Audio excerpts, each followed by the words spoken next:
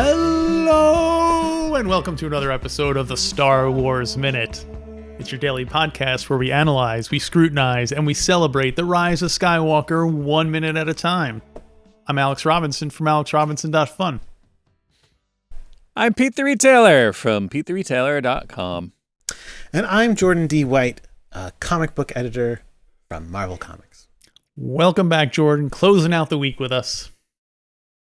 Happy to be here, always. Well, they said it couldn't be done, that we wouldn't have the guts, but we're doing minute 55 of The Rise of Skywalker. Minute 55 starts off with Rey going to the window to behold the majesty of the Steadfast entering orbit over the planet, and it ends a minute later with Zori Bliss telling the stunned Poe Dameron that she doesn't care what he thinks. Now, I want to go out on a limb here, say something that might be controversial. Uh-oh. Get In the 7-second delay Star ready. Star Destroyers in atmosphere always look a little bit wrong to me. And it does look cool, but it looks cool because it's wrong, I think. Yeah, that's fair. I mean, obviously, the Rogue One image was such a great image of it hovering over that city. So I can understand why they would want to do it, but you're 100% right. Like, they should be in space. They don't make sense. I mean, honestly, even, was it The Force Awakens, right? That, like, brought the ships in general into atmosphere. I mean, they could always come in for landings, right? Like, we've seen them land. But I don't know, like, them doing, like, dogfights in atmosphere seem weird. Were they doing that in one of the other films? In Revenge of the Sith, the opening battle is kind of at the border of the atmosphere. But yeah, I can't think of too many other times where they had, or Rogue One, I guess, had TIE fighters flying down and strafing them and stuff, right? Sure, but that was after Force Awakens. Oh, you're right. I think it was Force Awakens where they first did it. Yeah, I'm trying. Like, it seems like it would be helpful if they flew some TIE fighters over in Return of the Jedi to help out with the walkers and stuff, but they don't. Same with or I mean, Hoth, the closest you come is Hoth having a snowspeeder. But snowspeeders, I don't think, can go into space. No, and they fly the snowspeeders and they like park them and go get in their X-wings to leave. Right. Like, why not use the X-wings to do the? Interesting. Yeah, we might have cracked something here. Yeah, they had much more of a distinction between space vehicles and planet vehicles. Like, you bring a space vehicle into land, but that's it. Like, it's not made for planetary use. Well, we've been watching Rebels, but it's been 30 years, so maybe they developed it. Well, I don't know if this counts as canon or not, but in Rebels they do show TIE fighters flying in oxygen, so I don't know if that would. It's super canon. It's super canon. Super canon. You know that. Just like it's absolutely canon. It's about to be live action canon. Yeah. That's how canon it is. So is Rey identifying this ship with her eyes or with the Force? I know I just asked this last week about her, because it seems to me most Star Destroyers, it doesn't. Yeah, I didn't know that was his. It doesn't seem like you'd be able to tell that that's specifically Kylo Ren's Star Destroyer. Well, which is funny because last film, the Supreme Leader had a very specific ship. But I guess they blew that up, and now he's like, well, we didn't have two of those, so I guess I'm just stuck on a regular one now. Yeah, you might be right, though. That would make sense that she was like, is that Kylo's? Reach out with the Force. Hang on, I also feel Chewbacca. Like, that kind of makes sense. Yeah. I think because we do get the Chewbacca add-on momentarily, that she is using the Force. Like, it's Kylo Ren. He's here. She opted for the Chewbacca add-on. That was smart of her. Cost extra, but And that has, of course, we did see Luke do the same trick. He could tell Vader was on the Star Destroyer when they were flying past it. So it's, I guess, the Force is like one of those Find My Friends, where you go on the map and look, there they are. Of course. The downfall of that, both in Return of the Jedi and here, is that then they also know that you're here. You have to basically, so it's a two-way thing. So it's just like, Kylo Ren is here. Oh, that means Kylo Ren knows that I'm here. Yeah. The Abyss gazes also. How does that interact with something that Darth Vader hasn't felt since ... Like, I guess he's reaching, I don't know. Like, Ben is so old, he's just leaking force. Yeah. Darth smells it. Like what? Well, he forgot, like once all the Jedi were gone, he doesn't have to like, I'm not going to use that muscle. I'm not going to, it's like if you, it's like smelling something that your grandma used to cook. And all of a sudden you're just like, wait a minute. Wait a minute. I smell something that I haven't smelled in a long time. Like, Yeah. Whew. For a few years since the miniseries. Yes. Right. Ever since I had Yeah. that battle in the fire with Where neither of us wanted to kill each other for no reason. but it was well lit. Yeah. I think this would have been a good opportunity to, when she's like, Chewie, he's alive on that ship. I feel like this would have been a good time to bring back the whole torture someone in order to draw Rey out. You know what I mean? Like if Kylo Ren put the screws to Chewbacca, then Rey would be tempted to go and try to save him. And that would be a kind of a similar thing. But Does he want that? he wants her. He wants to find her, right? does want to find her. Isn't that what he's trying to do in this whole scene? What were they Yeah. excited about with Chewbacca when they were like, "Oh, we got a prisoner"? What was the reasoning why they were like, "Oh, good"? Because Or he did they not say? was a co-pilot with Han Solo. Okay.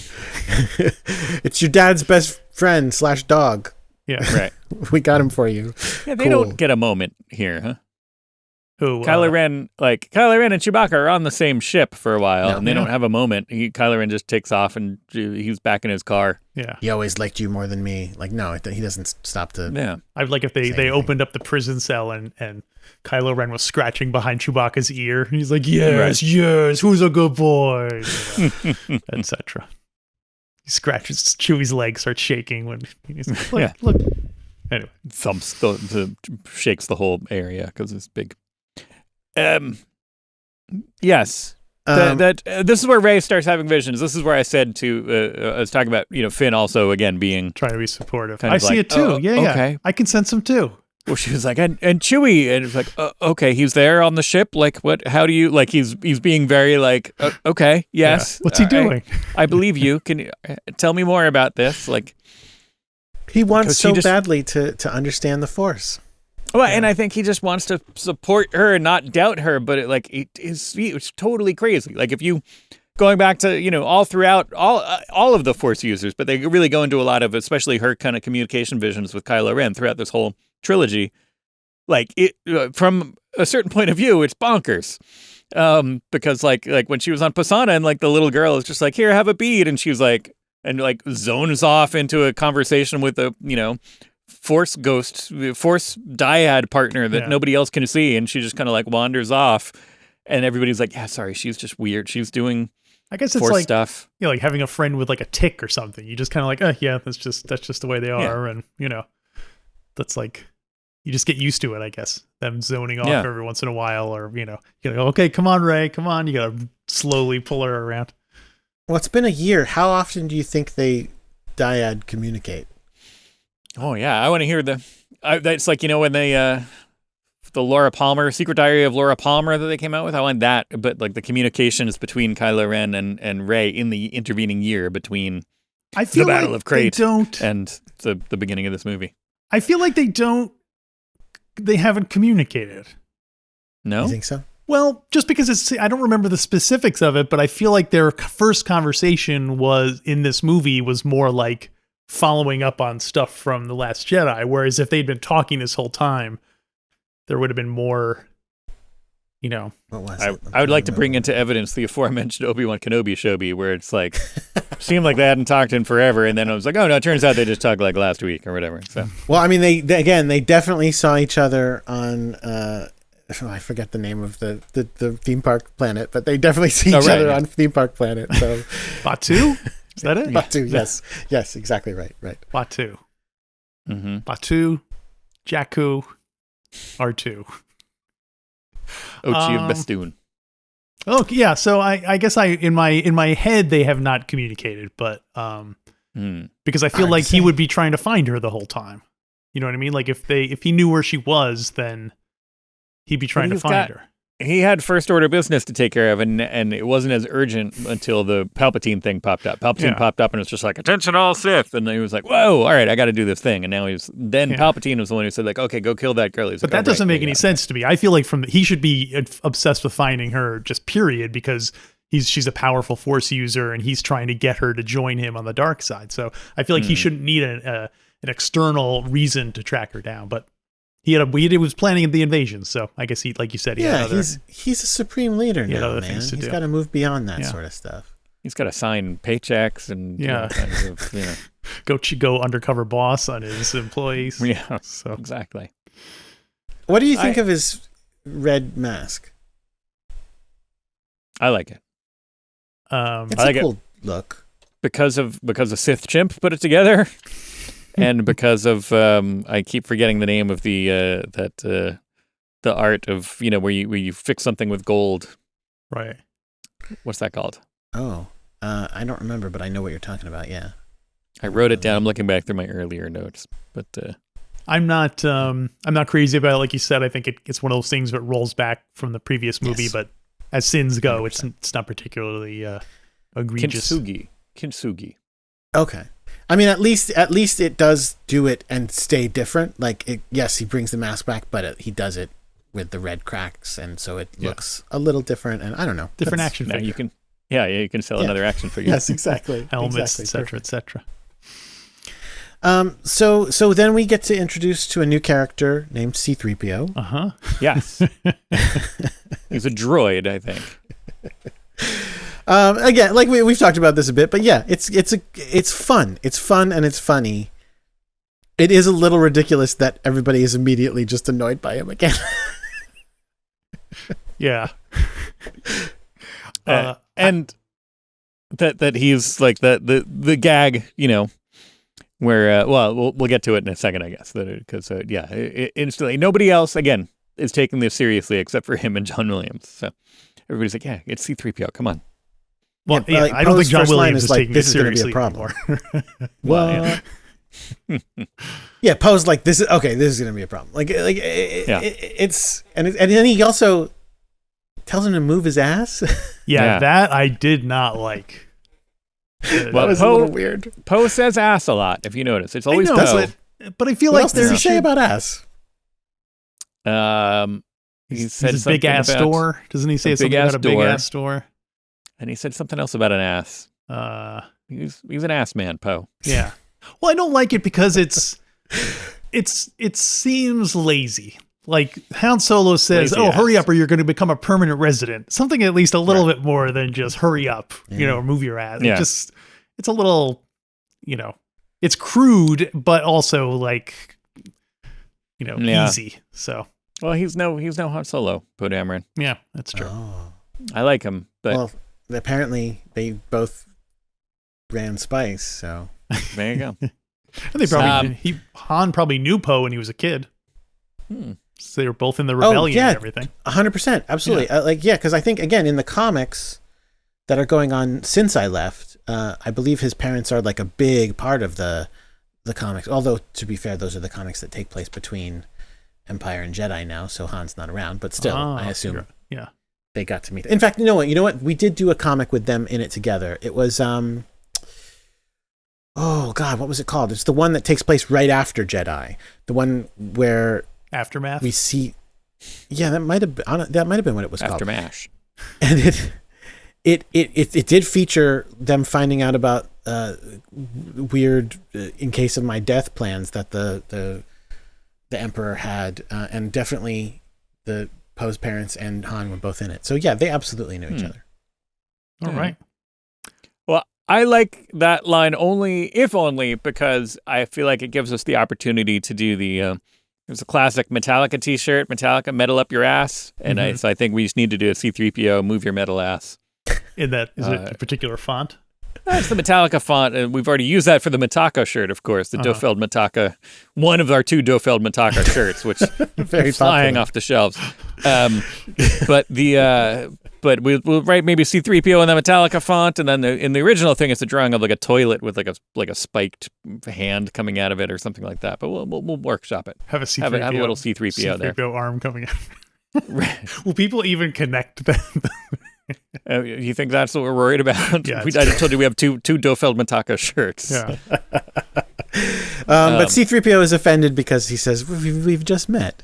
Yeah, Right. that's a funny. I think it's How also dare like- you? He says, how dare you? It's good editing when C-3PO wakes up and he says he sees Babu Frick and he's so enthusiastic about it. He's like, "Hello there!" Like he's so excited to be alive. It's great to see 3PO so positive, and not worried. I also like that he says, "I am C-3PO human cyborg relations" in every trilogy now. So it's a nice bit of a ring theory there. So yes, That's his line, right? that's Did it, everybody yeah. go like woo when he said that? Yeah.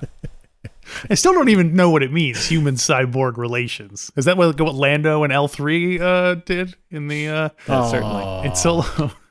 Well, also, do they use the word cyborg to just mean robot in this universe? Possibly. I think that's the only 'Cause- time the word cyborg is used, even though there's a lot of cyborgs in Star Yeah, like Wars. Darth Vader's a cyborg. Darth Yeah. Vader's a cyborg, technically Grievous Luke is a cyborg, yeah. technically Luke is a cyborg, Fennec Shand. Fennec Shand's a cyborg. Maybe it's like human and a cyborg. Like he's a droid who's programmed to talk to humans and cyborgs. Mhm. It's like human and cyborg relations. He's like a hyphenate. But not aliens, because he does talk to plenty of aliens. Yeah, but that's not his like specialty. Yeah. But it kind of is, because he's fluent in 6 million forms of communication, Yeah. so he can translate to. Although, again, as we know, translation in the universe is weird because they tend to be like, we're all going to speak our own languages and all get translated into basic, which doesn't make any sense. So, okay. I don't know. Is it possible human cyborg relations is the manufacturer of C-3PO? Oh. But no, Anakin is the manufacturer. Well, I know, but he didn't, like you said, built He it got from a human kit. cyborg relations kit. Yeah. yeah, I mean, he didn't like forge, C-3PO out of, you need to program C-3PO and everything. Right. That's how I was said that like a week or two ago. I was like, it's like, if I build a gaming PC, I'm not writing Windows from scratch. Yeah. Fair enough. It would be funny if when he activated, he's like, "Would you like to set your preferences now? Make sure you download the Human Cyborg app." And they're like, "Oh, they gotta set him up and log in and get a password." See Freepio until that's then he's but that's the version with ads. Have you guys done droid building at the theme parks at all? I have not. I don't know if you've been to the theme parks. I haven't been. Pete's been several times. I've It's been, super but fun. I haven't done any of the premium stuff. No lightsabers, no droids. No Yeah, we blasters. didn't do lightsabers because, well, again, my son is really young, and I just I was like, he'll break a lightsaber, or you know what I mean, like someday maybe. But we did the droid one, and he absolutely adored it. He made a little BB. He made a BB-90, and it was funny because you could make them like custom, but he was like, no, it needs to be exactly the BB-90 from the film, and I'm like, okay, all right, fair enough. The update, I knew it in the back of my head, but I had to go read it to be sure. But the Cybot Galactica is the company that makes the C-3POs, of course. All right. So he just is made to liaise between humans and cyborgs, and the fact that he speaks Huttese is just a side thing? Okay. It's like a bonus, add-ons, right? Those were like add-ons. Originally, he only spoke human and cyborg, but then, they kept upgrading. I don't think we ever see him communicating between humans and cyborgs. We see him communicating between humans and droids. We see him communicating between humans and aliens. We see him with humans and cyborgs, but between those two, I think it's human relations and also cyborg relations. Those are his two specialties. I can talk to humans. I can talk to cyborgs. Okay. All right. Fair enough. And I wonder when does he say it in the first in the prequels? Because is he just human relations, and then Anakin gets a robot arm, and he's like, all right, now I'm human cyborg relations. Add that to my resume. That was foreshadowing. He should have known something was going to happen when he. I guess technically, if C-3PO interacted with Luke and Leia at the same time, he would be talking to a human and to a cyborg. But he doesn't communicate between them. Like, he just is talking to them both. Right. Well, what if one's in one room and one's in the other room, and he has to shuffle back and forward? She goes, I've got a message. message for Luke. I've got a message for Luke. And he's like, perfect, human cyborg relations. This is what I was made for. Finally. Oh, So we see C-3PO. Kylo Ren's TIE fighter zooming out of the Steadfast and coming down to the planet. Do you think is this the same TIE fighter that he was in? Did No. they? No, that one No, just got it exploded. got right? destroyed. Yeah. That's true. I thought he just cut the wing off. But you're right. It rolls and blows up and everything like that. Yeah, it got Yeah. effed. And this one is gonna get destroyed too. He goes through these things apparently. Yeah. It's a Not in TIE this scene, Whisper. but eventually. A Whisper. Oh. I don't like that as a name for a TIE. A TIE fighter. I don't like Right, the yes, Whisper. be Sounds a consistent. very very wimpy name for an Imperial ship. This is not the same one he flew in the last film, though, right? Mm, Oh, the that one one wider? that he blew up. it was a little wider, yeah. Blew up Leia. Leia. Yeah. Yeah. Hmm. I don't think it is. Yeah, I think you're right. I think that one was kind of a wider one. hmm. So they just have lots of prototypes that What? his family likes to fly around. Like I said, I think he wants to be like Darth Vader. So he's like, give me prototypes. Like this one doesn't even we're not even sure that this one works. It doesn't matter. Give it to me. It's a prototype. I want to fly it. But also I do like the idea of him having a TIE fighter caddy, like one who would be like, it's like, all right, where do you go? Where are you going? I'm going to go to Kajimi to get, like, somebody's like, okay, maybe like a Whisper. Take a Whisper. Take a And then Whisper. Goes to the rack, and there's 4 of each kind of TIE fighter there. Love it. That's what I'm hoping is happening behind the scenes. So we get Zori giving Poe the disc. So again, I was kind of surprised because it's this plot line is introduced and then resolved within the 5 minutes I'm on the show. It's just wrapped up real quick. Oh man, I really want this. Oh, you know what? You take it. Yeah, I worked so hard to get this. It's the only thing that will save me. And here you go. He really guilted her over that whole Battle of Crate thing. I feel like it's because it's not work. He's not like, I missed you and I want to, I'm torn. He's just kind of like, yeah, I got to go do this thing. And she's so infatuated and obsessed that she's just like what if I give you my disc? How about that? Like, you can have it. She's just doing whatever she can to kind of get his attention. But the end beat doesn't support that. The really cute end beat for that. At the end of the movie? Yeah. It does too, because then she's going to go see him again, essentially. No, that's the opposite of what happens. Again, I know we're talking about something many, many, many, many minutes from now, but he looks at her and is like, huh? And she goes, no. And he goes, all right. Oh, that. Yeah. Oh, okay. I forgot about that. Yeah, it's a really good bit. But it does go against this. I think, honestly, here's the thing. This is kind of stupid, but I kind of feel like she talked herself into it. She gave Poe the speech about, we're all in this together, and then she went, oh, that's what I needed to hear, I guess. Yeah, wait, we're all in this together. We're all in this together. Now that I've said all that, here you go. Take this now. She went over to Babu Frick, and Babu Frick, we are together. And she was like, all right.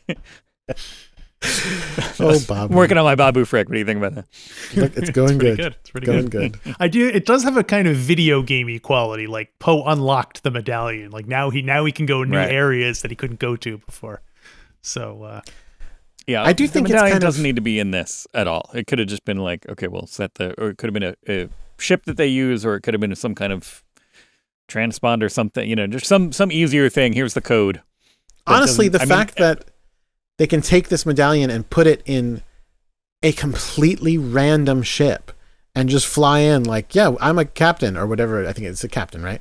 Yeah, I'm a first order captain flying this random ass ship. Medallion, right? I guess it's And they're just like sure, a police. come on in. Once you're a cop, and you get that card. If a cop pulls you over, you just show the card, and they're like, "Okay, go ahead, go about your business." Right. Imperials won't mess with other Imperials, even if they're off the clock. Or low-level Imperials wouldn't be able to. They wouldn't question a captain's medallion. What's this Yeah. ship what's this terrible ship you're flying in on that looks like it's been sitting in the desert for 10 years? What is this Don't awful question wreck? me. I'm a captain. Right. I'll bust you down to flipping pancakes with the robot, pancake robot. What's a pancake robot? Sure. I mean, they have dry cleaning robots. I'm sure they have pancake robots. Yeah. Should be a We saw it. cyborg, a pancake cyborg. okay. Yeah. No. You ever go to Pancake Cyborg? It's good because they're open. They're open in the middle of the night. It's like a guy, and he lost his hand because that's what you do in Star Wars, and he installed like just a spatula that like flips automatically, like zoop, Oh, zoop, zoop. saves so much time. Yeah, of actually holding the spatula. Well, anything else for minute number 55? Or Jordan, in your case, you're free to comment on anything about the rest of the movie if that you feel like is. Obviously, we've kind of gone far afield throughout the week, but anything else particular? Any scenes you like that are coming up that you're like, oh, you know what? I really do like that scene. I mean, basically, again, any scene that Rey and Kylo are in together. The scene with, that person that was a surprise was in it. Lando's daughter. That was Lando's daughter. Exactly. Wait, that's not. She's not his daughter. She's not his daughter. Read the novelization. Wait, is she really? Well, no. I mean, in the novelization, it does. They lay it on a little thicker in that when they're talking to Lando, he's like, "Yeah, I don't know. I had a daughter who was taken by the stormtroopers, taken by the First Order. Like she was about your age." Like, oh my God! Well, I'm really glad they whittled that down for the film. That's too much.